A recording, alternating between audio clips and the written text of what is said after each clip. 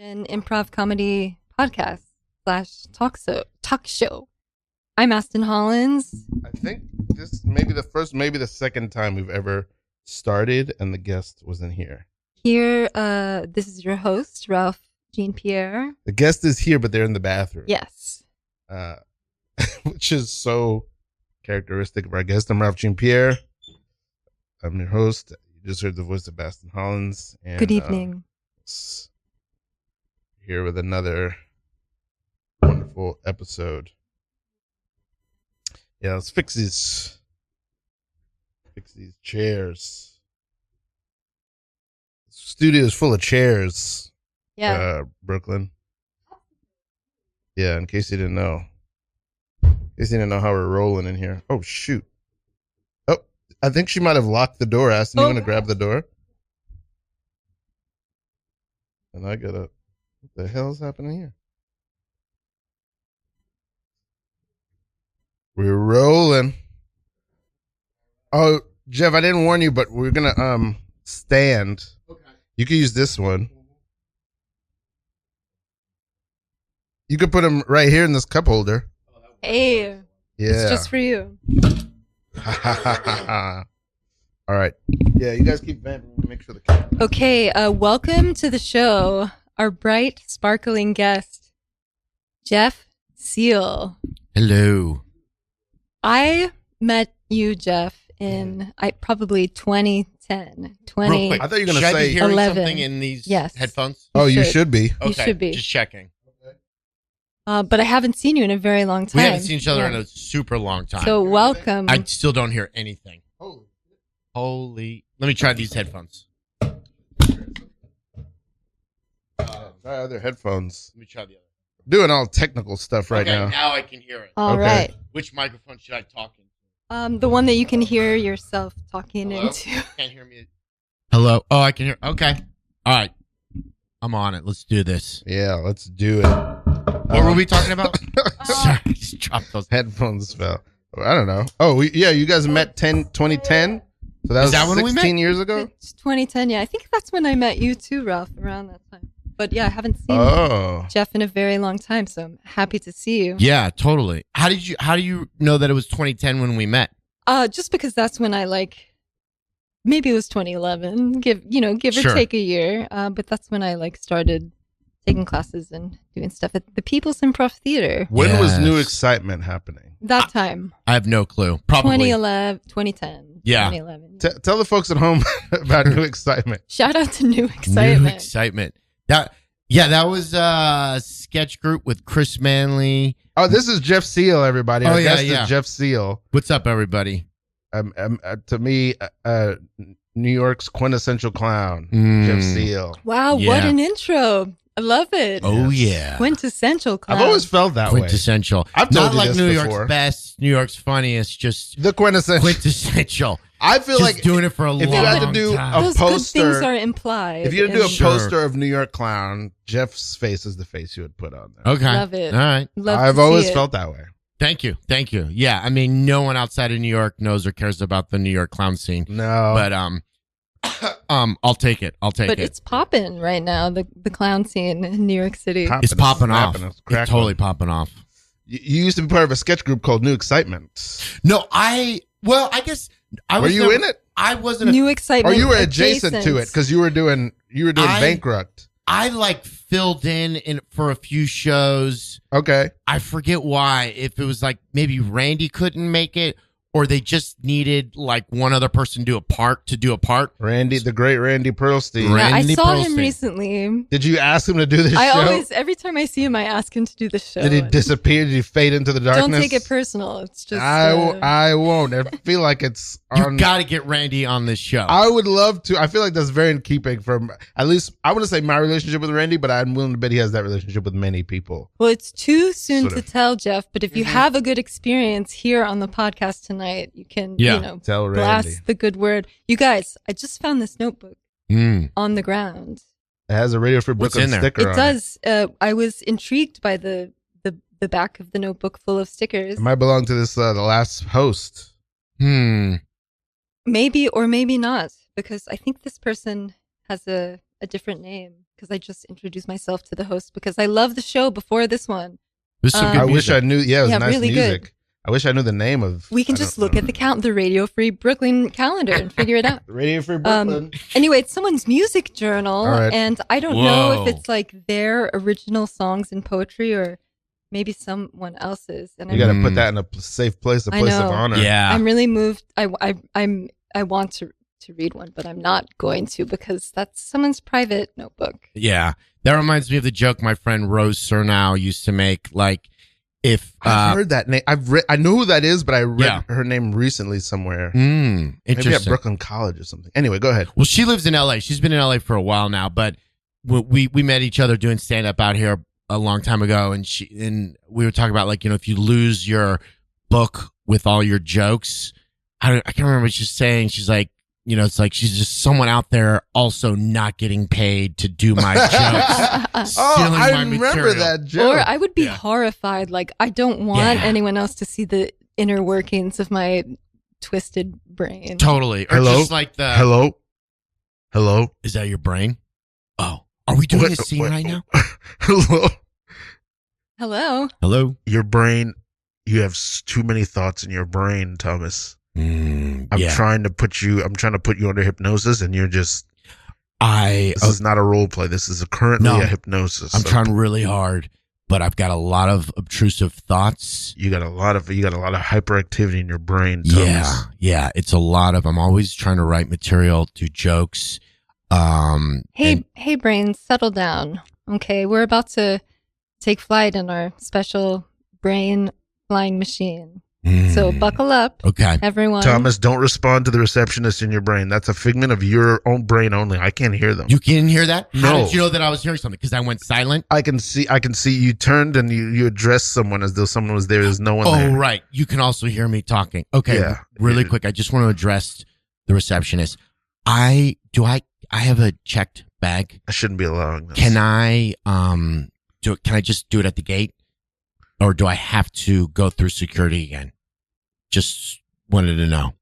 Okay, because you're asking me early on. Real quick, give me a second.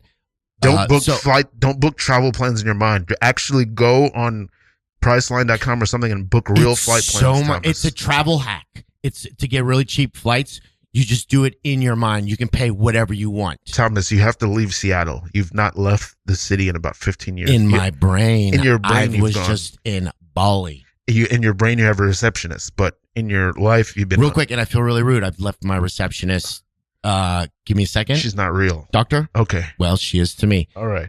What were you saying? I was saying because you asked early, you could, but now because you made me wait a long time between then and now, you've got to check it here.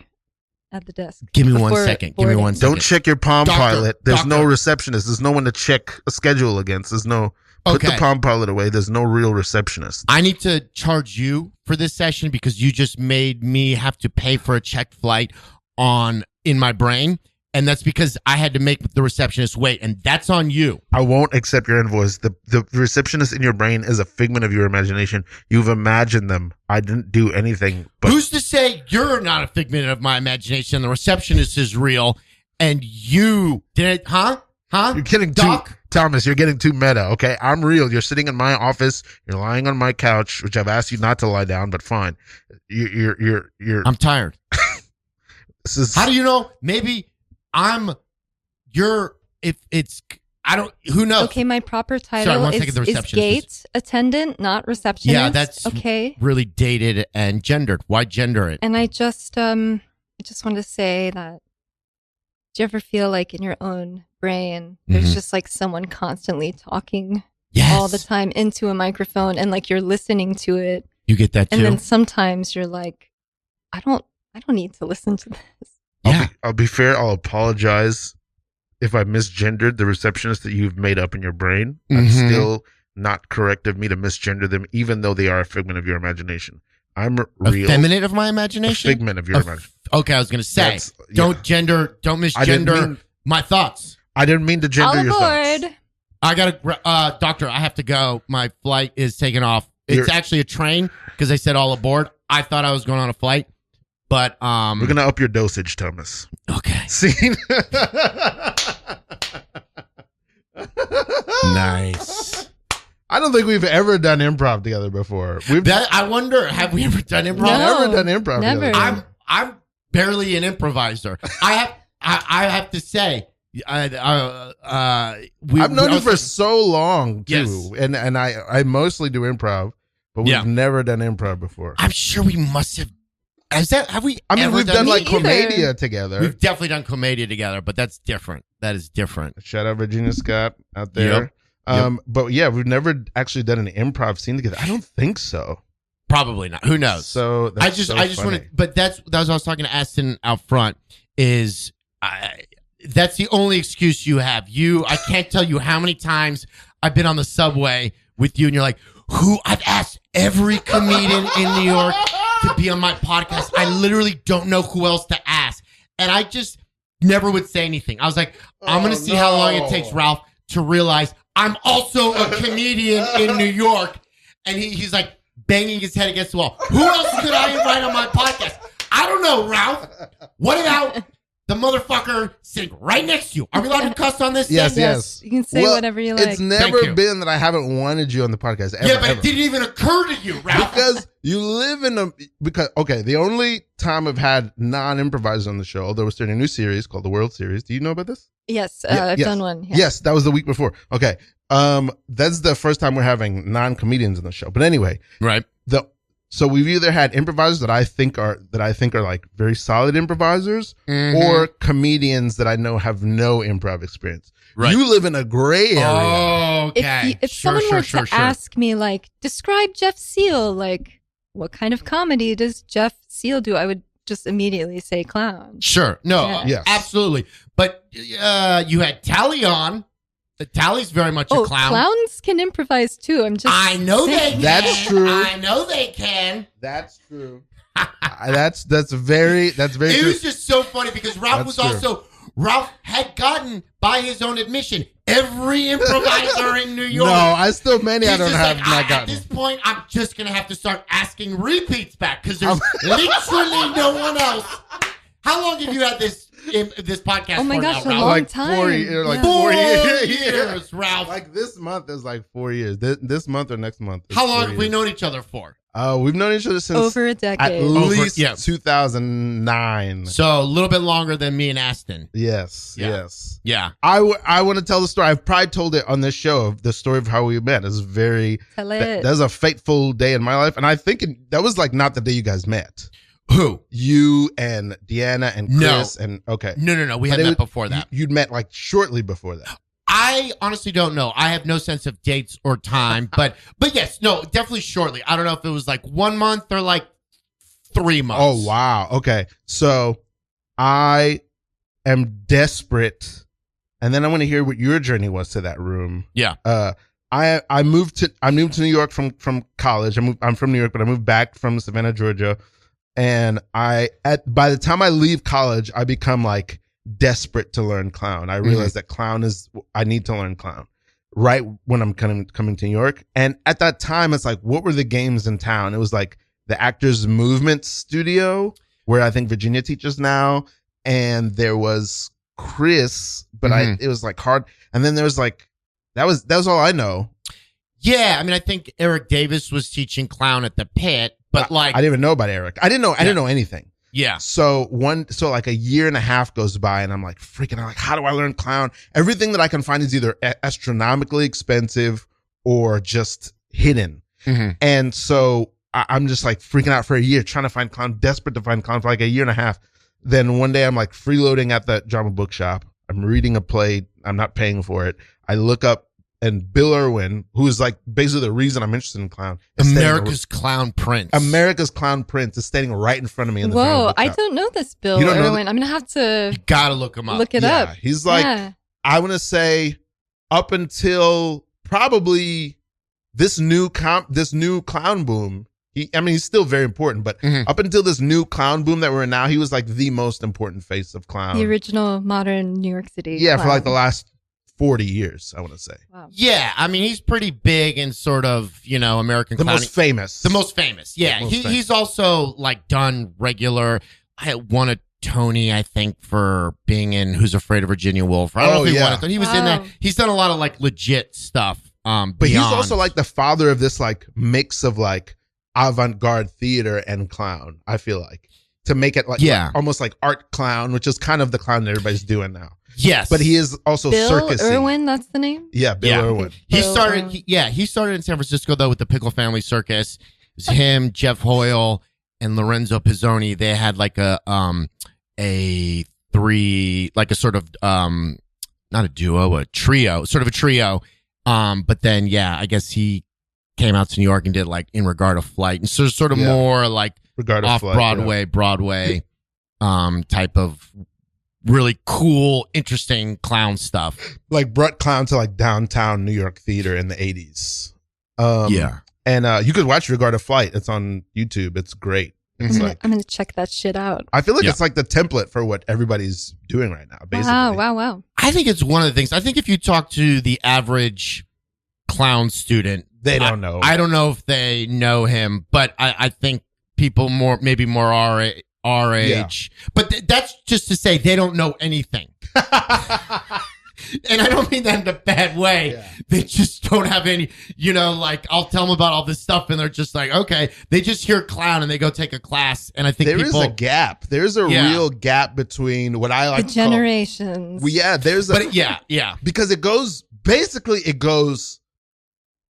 there's like a thin bridge there's like a thin millennial bridge and then straight to Gen Y. Yeah. Or Gen Z or whatever. There's something I want to know where it's like, there are certain references. Like when we were growing up, I knew about culture that happened before I was alive, right? I knew. You want to go through the canon of whatever and like learn the past. Yeah. And like now sometimes you talk to younger people and they don't know about things that happened before they were alive. And it's like, I don't know if it's just like a normal thing with getting older or if it's a new sort of thing of like the fact that now you can watch almost any and all media like on your phone at any time.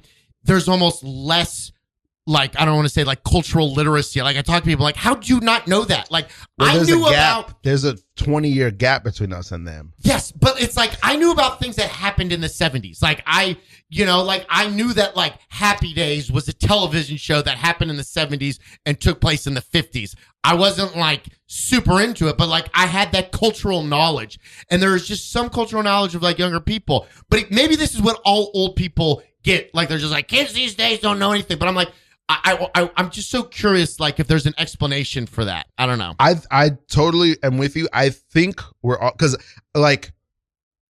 I'm also obsessed with the 70s and the 80s to maybe a lesser degree. I'm not saying I'm obsessed with it. I'm just aware that things happened at that time. I'm obsessed with it. I mean, there's no way to get it all the I information. don't know anything about. I know a little bit about the 60s. I know almost nothing about the 50s. Right. I do think it goes, because I think for us, the 70s for Gen Zer is the 90s. Yes.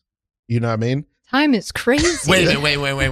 Say that again? The 70s for Gen Zer 100%. is the 90s. Yes. I had a 1995 Ford Ranger. And so that was like the equivalent of like when we were kids, someone driving like a 1965 Mustang. Wow. Which to me is insane.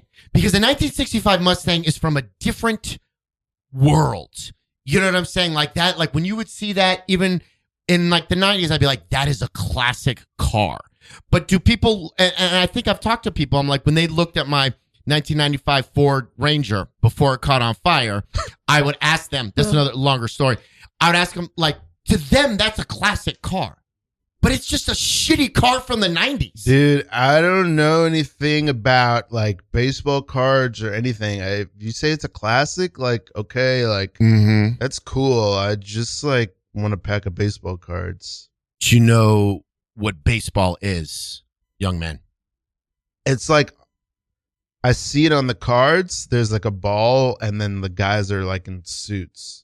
Right. It's like an old game that they used to play in like probably like 1800s. Okay. And so I know it's worth a lot of money, and like it's cool when you like put a little. I put them in a little frame and put them on my wall, or I sell them. It's like, right. Really, it's like a lot of aura to be surrounded by like old artifacts. Okay. Of like old extinct sports, like baseball or something. Well, baseball still happens. It's a sport. In like a museum, or it happens. This is your mother?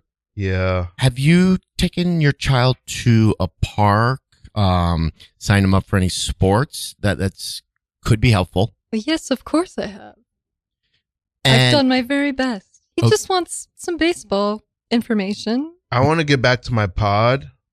I'm recording a podcast right now currently in the back of the Cybertruck. So right now as we are speaking, or just in we general? paused it for a little bit. Me and my mom paused it. Yeah, our show's really popular. Yeah. Okay. The podcast is about like how I'm like very highly sensitive, and my mom, like the precautions she takes to like make sure that I don't get too do you have peanut allergies? Stimulated. Yes. Yes. I can't be he within has many 100 miles. Okay, so that's good to know. If you're going to go to a baseball game, which do happen, there will be peanuts. Be peanuts there? Yeah. Have you ever heard the phrase like peanuts, get your peanuts? It's making me itch, and it's also reducing my aura. Just I know hearing that that? one. Yeah. It's from our generation. Yes. I yes. know. Well, from older, but we would know it. We would know it. Yeah. Okay. I can't believe I didn't pass that information along to you. It's important cultural information. Well, sorry, I'm getting a notification. Okay. Oh, sorry, I'm AI skateboarding. You're AI skateboarding right now as we talk. Yeah. He's a very good multitasker. I'm Neuralinked to my phone, and I just ollied. Okay. Whoa, landed hard. Sorry, I'm sensitive. Oh, all right. Maybe if you could play AI baseball. You seem to figure out how to do AI skateboarding. I would have to assume that baseball. You're into AI? I'm not into it. I'm aware that it is a thing. I will just say from my perspective, I don't understand any of it. I've tried to relate, but it's just to AI or just in general with your child. You're not able to relate with him. Could be a bit of both, but AI is what I'm. Elder man, do you? Yes. Are you I'm an elder. Do you have millennial relationship? Do you have children? I do have children. Yes. Do you have a good relationship with them? I have a pretty good relationship with them. Okay, yeah. Good. Because I was gonna say if you didn't, you could do AI reconciliation. Well, we could, I could sort of maybe download my brain onto the AI cloud, and you could take the relationship that I have with my children, which is I like to think normal and healthy, and sort of replicate that into a model that AI can. Does this make sense? I feel like it sounds neat. Yeah, my mom and I have like we do our relationship is mostly analog. Very good. It's old school because it's mostly off analog. Do you know the word analog? Yeah. Explain to me that. Like when me and my mom like when we talk like this and look in each other's eyes. That's analog. Yeah, that's analog. Yeah. There's no AI involved. None. That's very rare for us. That's what's called I. Intelligence. Oh my God. That was so satirical. And there's a lot of sort of meta things going on here, right? I loved it. Yeah. I think so. Which was the meta part in this? Well, maybe not. You doing the whole thing about like we are now in a podcast while we are podcasting. Yes. That's the sort of meta. Being other places that we're doing a podcast in the multiverse. In the multiverse. Oh, you want to hear something kind of funny or crazy about meta? Yeah. I'm on Instagram the other day, and someone tagged me in some video, and it's this guy, I don't really know him, but he's like, "Oh, Jeff Seal's showing up to report or whatever," and. Like basically someone had those new meta glasses, right? Whoa. Where you can just film. Yeah. And he is crazy. filming this guy on Broadway and Canal doing like 3-card Monty. And I've never seen that in person. Have you ever seen that? Maybe not with cards, but yeah, go on. So that's like an old school New York thing. Yeah, right? I've never seen it happen. I've maybe seen it once or twice, but like I'm walking home and I see this, and I like do a double take and stop, and I'm like, ooh, I'm gonna watch this. Then I start to take a picture of it to send to Tanya Solomon because Tanya. Shout out Tanya Solomon. Yeah, she would talk about that in her Magic Act, and she like lived in New York in the 90s. Would talk about that, but so I'm just like sitting there watching it, and I didn't realize one of the guys who was doing was talking to the 3-Card Monte had those glasses. And so that showed up on Instagram, and it's just me sitting there with the and I'm like, I didn't know that motherfucker was filming. And yeah, that's wild. That's a little spooky. It's a little weird. Yes. Here's what I think. Oh, yes. Sorry. Please. Yes. No, go ahead. Here's what I think. I think you should just expect to be filmed all the time. Sure. Wow. No, that was 100%. Surveillance era. It's 100% my takeaway because I'm like, I was talking to Dr. Brown, also a clown, and he's like an LA Dr. guy. Brown. Yes. And he's saying everyone in New York walks around angry. And I was like, I don't want to be, because I'm also from LA. I'm like, I don't want to be a miserable piece of shit that's walking around New York angry all the time. Because I am a lot of the times. And I'll get angry. I'll yell at cars for honking. I'm like, what the fuck are you honking at? We all live here. And then I just don't want to be and then you don't want to get on film just freaking out or some shit. So I don't know. There have been so many things that I've done in anger on the streets where I'm like, I'm really glad no one filmed that and put that on the internet because I don't know. Yeah. That is what I that description resonates with me, but that's not what I think about New Yorkers regularly. Sure. Do you feel like you see or you are walking around with anger? Not anger, but everyone's definitely in their own zone a lot. And I think maybe people have a specific focus or direction, sometimes when I'm walking, I'm like, I got to get to this place to do this thing, But so maybe I have neutral energy, but I'm not angry. Sure. Yeah. You're at the very least, you are you got somewhere to go. You're not slowly walking, smiling and saying hi to people. Sometimes, sometimes you got to say hello. Yeah. I feel like I'm just, man, I don't like I'm about to say this, but I do feel like I'm just a lot of times I'm outside and it's not a conscious feeling, but underneath, if I search my mind, I'm like, God, I'm thrilled. No, I believe that. Yeah. We're different. In real life, you are a happy-go-lucky guy. Online, you were getting into arguments with strangers and calling people bots. That is funny how that that's switches. True. Yeah. I'm mean. But yeah, I am. I don't even know if I'm happy-go-lucky, but I am excited. Yes. When I'm outside, I don't know, I can just feel even when we'll walk outside of this building and we'll go on whatever that street is over there. Not Flushing, but the street. Not Cook, but the whatever that middle the other street one. is. When you come off of the train, Morgan. Oh yeah, Morgan. Yeah. I'm just oh yeah, young people out here doing stuff. There's the fancy bodegas. Mm-hmm. I don't know. It feels exciting, and I can see people being whatever, but everything feels like one organism to me. How long have you been in New York? I've been here for about 20 years or something. Oh, so we came probably at the same time, at 2007.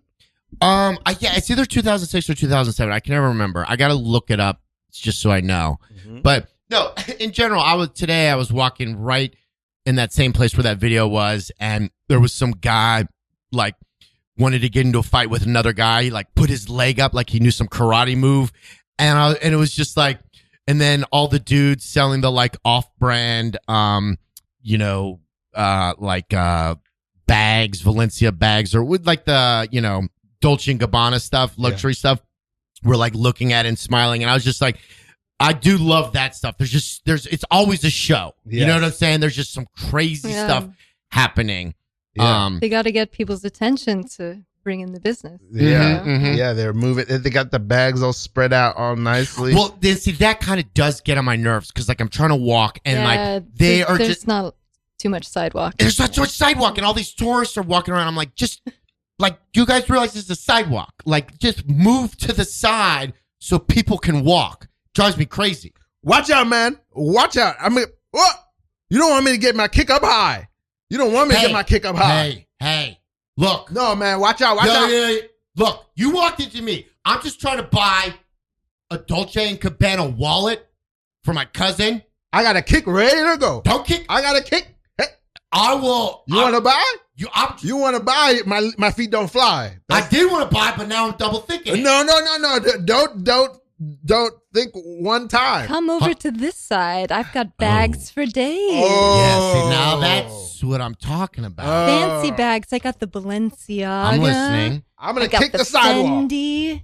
I got the Gucci, the Prada. I love the Gucci. I love the Prada. I want to buy your finest one. And you, sir, don't even look at me. Don't even look at me. My bag's got a kick. No, I got a kick with my bag. You lost yourself a customer. Come on. You lost yourself a customer. Come over here where the energy is chill. Are you selling chai over there as well in your little cart? Yes. I will buy some chai. I want your finest off-brand fake Valencia wallet. Okay, that's it, buddy. Hey, if you don't want to buy from me, I can practice. I told you I don't want to buy from you. I can practice over I here. told you I don't want to buy. Let me get that. How hot is that tea? I'm practicing. I'm going to throw it in his face. It's boiling hot. Yeah, give it to me. You can't. I can kick heat. Kick this heat. Wow. Yeah. You really can kick heat. You want to buy a bag now, don't you? I kind of changed my mind. I'm coming over to this side of the street these now. bags are the kick. He looks badly burned. Yeah. Well, it's worth it for the sale. Yes. It's worth it for the sale. Okay. My skin will heal. My business will not. How can you teach me to kick hot water in that as accurately as you did? It only burned half your face. I had to learn this to protect my business. Okay, these bags. Everybody wants a piece of your bag, so I had to learn to defend myself. I'm self-taught. So you're defending yourself from customers. I would feel like as a vendor who sells things, you would want customers. I just got adversaries coming from every side. Hey, I'm pointing at you. I'm just trying to put out a nice neutral energy. Yeah, that's right, inviting Lucy. people in. Yeah, you're putting out inviting energy. Meanwhile, I got to fend for myself. Nobody's inviting me anywhere. You guys, the police are inviting me to prison. This is the yin and yang of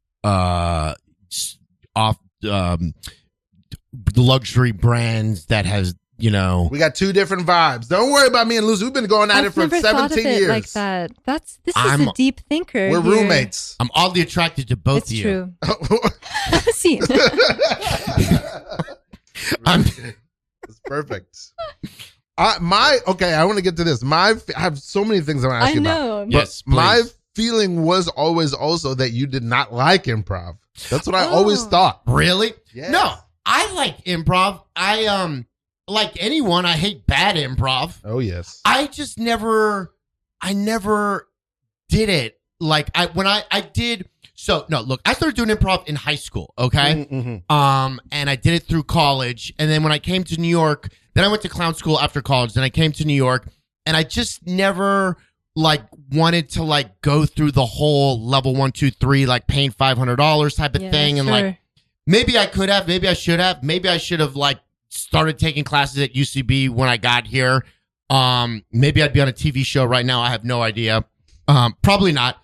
But I just never. I was just always doing clown, and then I was doing stand up for a while, but I just never really did the whole, go through the sort of farm system improv scene thing. That's funny. I think you got into doing stand up before I did, and you left after I did. I only ended up doing it for a year and a half, maybe 2 years. What was it that actually? When did you walk away from it? Basically, this is my theory on stand up. Stand up is the hardest of all comedies. I can agree with that. Yeah. At least in the immediate. It's okay. Keep going. I just think it doesn't matter how smart or how funny you are. You're not going to get good at stand up unless you do it every night. That's true. For 5 to 10 years. Yeah. Except for Michelle Wolf. Michelle Wolf is the only person who just got super good and fast in maybe 3 years. One, she might be a genius, but two, she was also one of the best improvisers in the city by the time she. Most people, it takes 5 to 10 years, which, and it's not like I'm I don't want to wait 5 to 10 years. It was more just I'm too ADHD. I'd start doing stand up and then I'd be in a clown show or I'd start making videos and I just like could never get my life to the point where I'm like, I am free every night to go out and do like 2 or 3 open mics.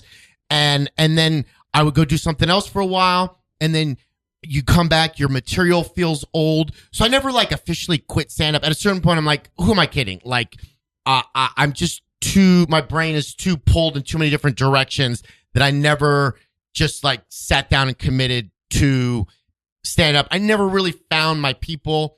I was in the era of like when everyone was into like comic books and wrestling, and like it just was not my thing. I created a solution for this actually. Oh, talk What's about that? Yeah. I host an open mic. Yes. For writers and performers over age 35. Yes. You're invited. There's one tomorrow. 6 to 8. I remember when you started doing that, and I was like, it was right around when I was like officially like I'm no longer doing stand up, but I was so tempted to go and do that. But you can do anything. Variety. Yes. The spice of life. Okay, I'm gonna do that. Well, you're invited. Yes. I do like that. That's so interesting that you say that too, because I do sort of agree that stand up requires the most like intensive focus. Like you gotta just pound the pavement and do it. Like it respects like pressure and intensity, and it's kind of built on that. Yeah, it's just like it takes you a year or two to realize you're not telling jokes, you're just telling premises. Yeah, do you know what I'm saying? Yeah, and I don't know. I just think you have to rewire your brain to approach comedy in a very specific and different way. But yeah. And there's also is a very, I mean, I don't know who's even out there now, but there's a very specific young people, the youth. Yeah. But there was a very specific class when we were doing it. It was like when we were doing it. I remember who was with us. Mark Norman was like probably right ahead of us. Mm-hmm. Suba Agarwal. Yeah. Mike Lawrence. Suba to me is a perfect example of she fucking hustled. Yeah. She was always writing, always doing like going from one mic to the next. And I say this with all respect. Yeah, totally. Wasn't like the super, I wasn't someone I would see and be like, oh, that person's hilarious. Yeah. But then they got amazingly good. Yep. They fucking worked hard. Yeah. Suba is someone like, and not this like, there like no one. I think Eric really was funny. Coming up around that time too. Eric. Yes.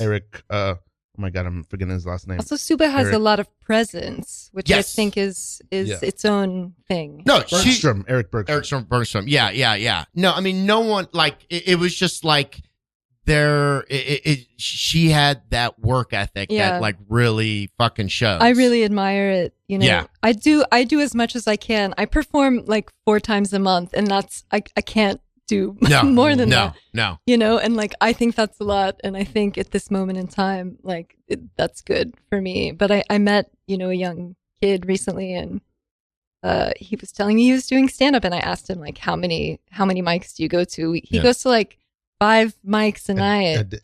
And I was just like, respect. Yeah. You know? Yeah. I can't do that. Different insanity. And I'm starting to think, because I've felt this way about improv. Like I feel like, especially in New York, it's so accessible that if you want to be a performer of any sort, an actor, a comedian, a stand-up, whatever, you should do improv.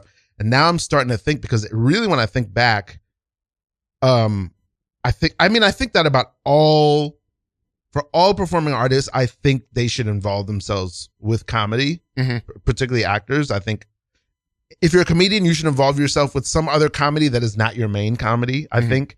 And I think if you want to be an actor, you should involve yourself with some form of comedy, or maybe all of them. You know what I mean? Like now, because now I think like the barely 2 years that I spent doing stand-up were like really formative for me.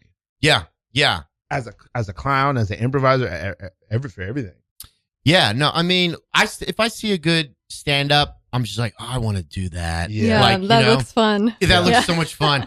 And I really envy, like, to be a stand-up, all you need is a stage and a microphone, and you don't even really need a microphone. Yeah. You just have to figure out what to do with your hands. You know what I'm saying? Like, but you don't need costumes, you don't need like tech, you don't need a partner. You could just go up and talk and do a few shows a night. Like, I envy the crap out of that. Yeah, totally. Me too. For real. Yeah. But yeah, there's something about them. They're like, what's the word I'm looking for? They're like, it's the most compact. It's the most portable. It's the most, clown can be like that, but it typically isn't. And even there are a lot of accessories. Yeah. The majority of the time, perhaps with clown. And I love that about it. But I think also at the heart of it is like, I've always just wanted to be a comedian. And like, I would like in my, sort of dream, I'd be someone like, like Jim Carrey or Steve Martin that like does stand up, then gets famous enough to be in movies and then never does stand up again. Like I wasn't like, I never want to be like every year I'm going to do another hour. Right. I was just like, I just want to be in movies and TV, and it's fun, stand up you think of as a, fun way to do that. But I'm never going to be like, I am going to talk into a microphone telling jokes for my entire career. I just not what I wear many hats. Yeah, you're good at a bunch of different things. I'm okay at a lot of things. Same. Yeah. Yeah. I get it.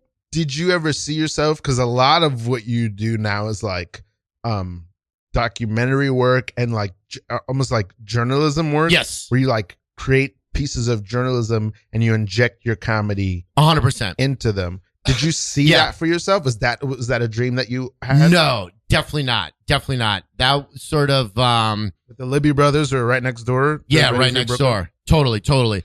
No, that was never not when I was a kid, at least. Like I always wanted to like be a comedian growing up. Like I saw like A Clockwork Orange when I was 13 and I was like, who made heavy. that? Yeah. And that inspired me in every aspect of my life. No, I'm just joking. Oh wow, okay. Dark. But in terms of like movies, I was like, what? It was that? Like, who made that? Yeah. And that's what got me into. Then I was like, I want to be a director. That was what made me think about that. But it wasn't until it's a long story, whatever, about like how I started to sort of combine journalism and documentary work with comedy. But that was I've been doing it for a long time now. But that wasn't like I don't think I ever really thought about that growing up.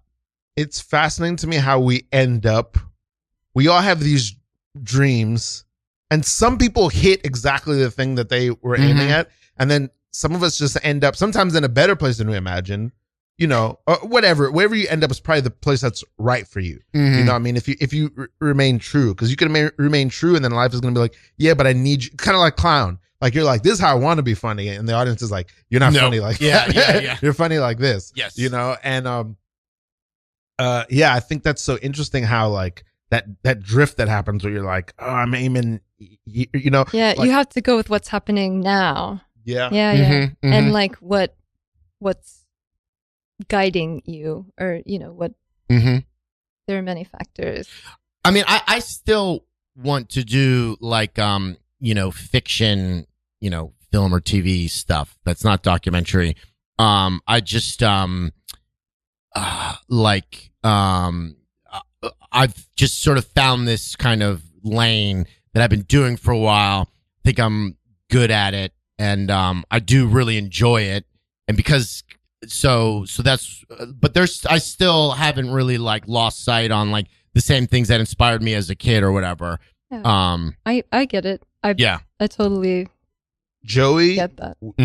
An important part of the fire station is the guy who mans the phone lines. Yeah. So in that way, you're also a firefighter. Right. Okay. We're going to go out and fight the fires, but somebody needs to be on the phone line saying like, somebody calls. Joey, if you don't answer the phone, it's not good. We don't know that there's a fire. So you have one job.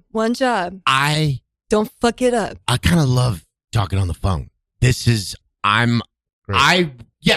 Great. I started interning here 10 years ago to be a firefighter. That's true. You failed the test 17 times. 17 times. That's true. Dorian and I, we've never seen it.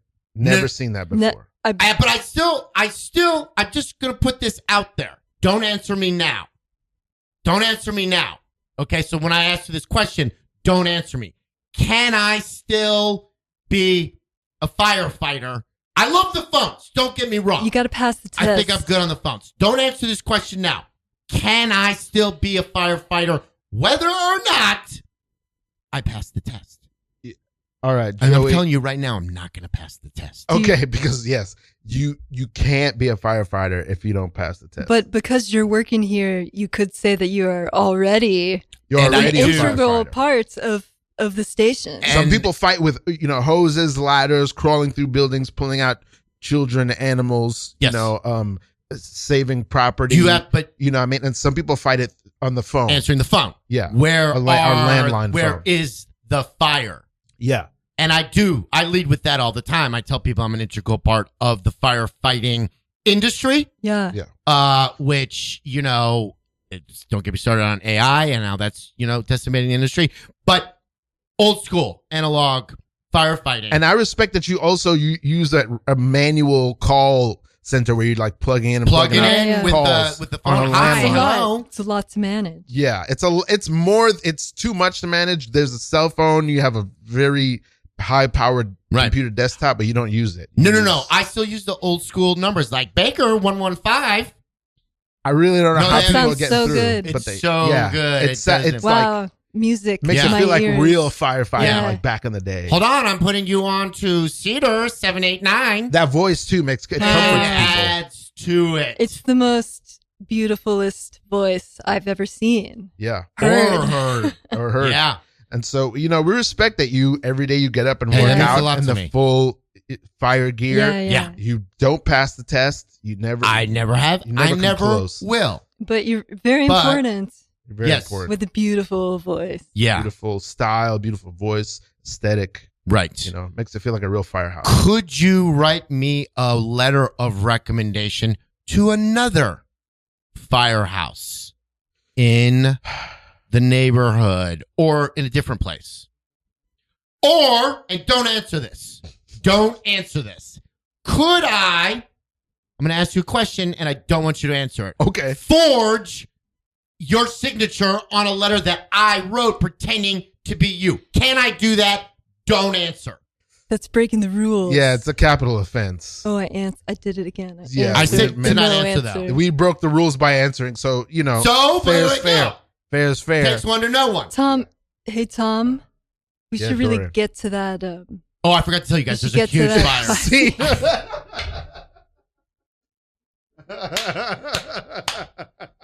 Fun times. Oh my gosh, that makes me so happy. This is the thought I was thinking is I do find I've never had this thought before until now, but like everyone is kind of stationed somewhere. Mm-hmm. You're either stationed at sketch, you're stationed at improv, you're stationed at clown, you're stationed at stand up. Everybody's got like a main thing, and they may touch the other things here and there. But everybody's got like a main thing that they're anchored in, which is so interesting how that works. Interesting. Yes. I feel like all of us wear many different artistic hats. Mm-hmm. Yeah. 100%. I think I'm an improviser at heart, no matter what I do. Right. I think even like my dream was always to do scripted acting. I've done so little of it. Sure. Most of my life has been improv. That's where I have been sat. And I knew when in those 2 years I did stand up, I knew I was not a stand up. I've always known. Well, you used to improvise your stand up sets, right? Yes. Wow. It's always so impressive when people are doing that. I cannot do that. And I wasn't doing jokes. I was literally just doing improv. It was like performance art. I remember being at Eastville with, what's his face? Oh, God, I'm totally blanking. Rob. He's the reason I stopped. Whoa. He yelled at me once, and I looked up to him so much, and I quit. Oh, no. Yes, he I've never really forgiven him for that. Oh, womp Really? womp. Oh. That's sad. But it was, Yes. it's okay because I think I got everything I need. Because me doing stand-up that way is what led to my Shakespeare tour. Right. Like, that's why I ended up doing it. Yes. And by the time that happened, I think I was already about to be done. Right. But if it takes one person to yell at you to stop doing something, you know. I knew I was never really a stand-up. The crew that I was with, like those guys were real stand-ups. I don't know if you ever knew any of the guys I was running with. Who? Like kind of periphery to me was Joe Pera. He would hang out with us a lot. Yeah. Tomas Delgado, Tom D. There's a lot of tour guys. Thomas Delgado. Yeah. Dude, I was just in Cuba with him. Really? Whoa, Yes. Cool. Oh, dude. So I ran with him a lot. I ran with a guy named Brad Howe. I don't know him. I definitely know Joe Pera, Thomas Delgado.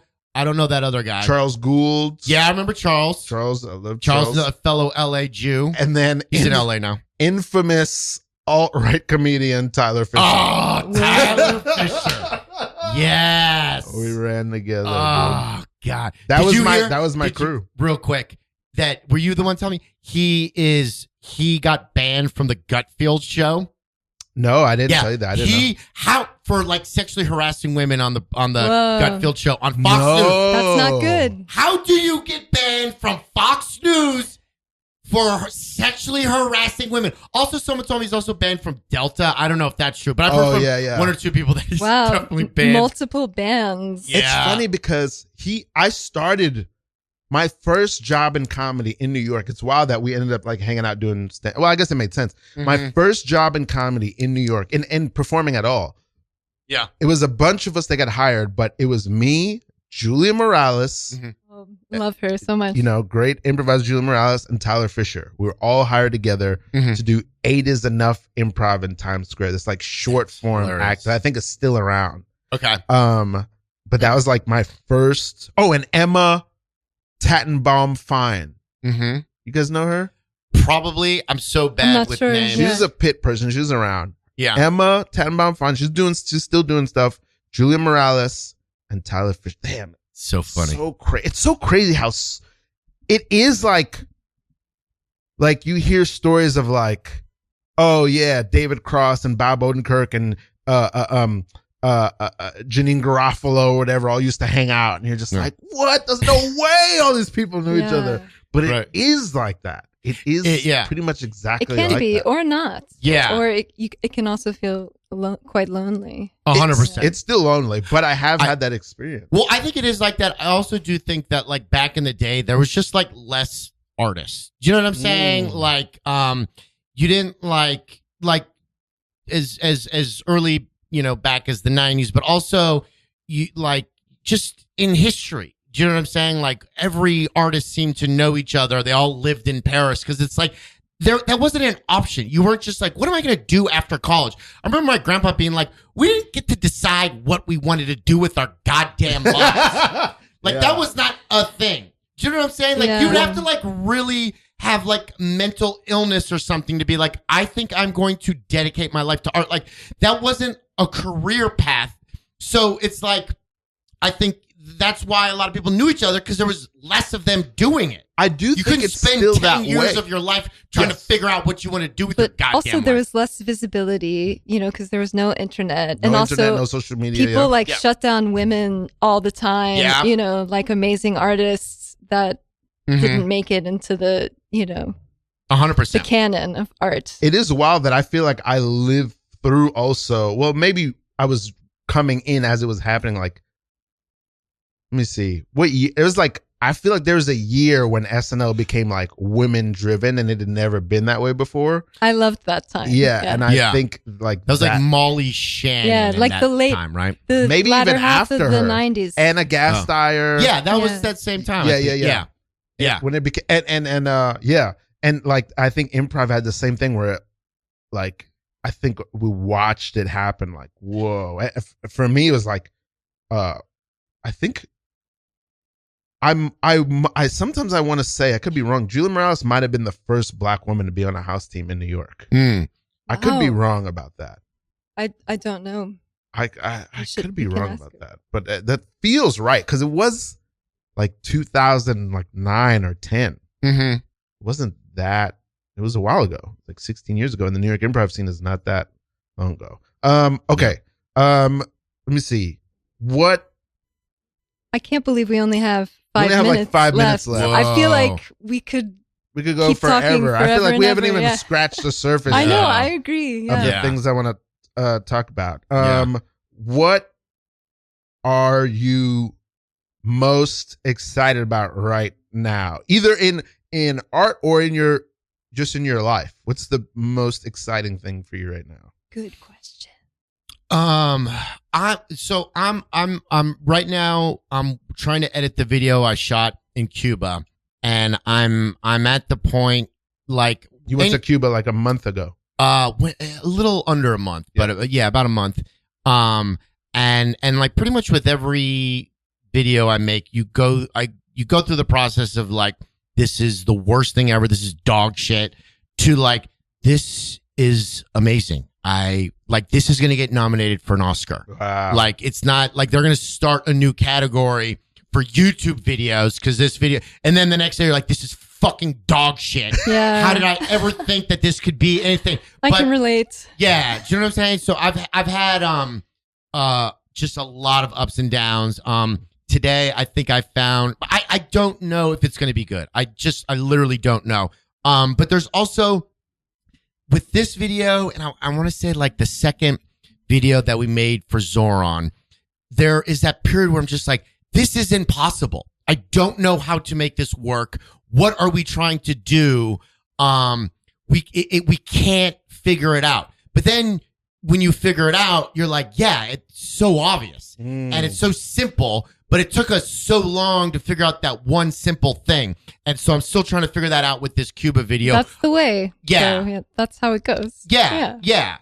And I'm convinced every time that like this is going to be the video that ruins my life and my career. If you could call it a career, quote unquote, this is going to just, no, anyways, you know what I'm saying? Of course you can call it a career. You could, yes, exactly. You might not be factually correct. No, I'm just joking. This might be the first time I've ever consciously thought this and said it, but I want to say it. I think one of the things that I've appreciated about you, one of the is that you've always been such a good friend, and two, I think of you as so talented and so like a born clown and a born comedian. I would agree. And thank you. But in some ways, it's been like heartening to kind of watch me fail. Yes, to march next to you and watch you. Well, just to watch you struggle and figure things out, have successes, have setbacks, and it like humanizes the whole process for me. Where I'm like, okay, I'm not crazy. If this guy who I think is one of the most talented people I know, he's also trying to figure himself out. I'm not so lost, dude. If I'm still trying to figure myself out. Or it's inspiring. Like I've got to keep going. You know, like yeah. There is no other option. There's much to do. Yeah. You were there for my whole Subway Takes debacle. We only have a minute left. Maybe the next episode. You guys should see when we invite you back for round Jeff's 2. episode of Subway Takes, which I personally am so proud of. I think it's a beautiful Subway take. But the internet hated it. I think it's so funny now, but there was a day or two where I was pretty miserable. It is like a special thing to be in New York and have a Subway take, though. Sure, it's even more special when people actually like it. Yes, I'll do my research. You don't have to do. Oh my research. Gosh, Jeff Seal, where can we find you online? YouTube, YouTube.com/Jeff Seal or Jeff O Seal on everything else. Yeah, Jeff has some wonderful documentaries online. Aston, what do you got going on? Oh my gosh, so many things. Tomorrow, Tuesday, April 21st. You can come to the Old to Begin open mic. This won't be out by then, but what'll be the next one? Maybe someone's listening live. You never know. Oh, yes. You can find me online at AstonHollins. And the Old to Begin open mic. Yes. I have an acting class that I'm teaching May 23rd and 24th called How to Get in Trouble. If you're a dancer or comedian, I'll give you a discount code to get into the class. Just go to @NoSuggestionPod and find out about this podcast, and you can find out about the class. And that's it. Follow No Suggestion Pod on Instagram. We love you all. Good night. Thank you so much, Good Jeff. night.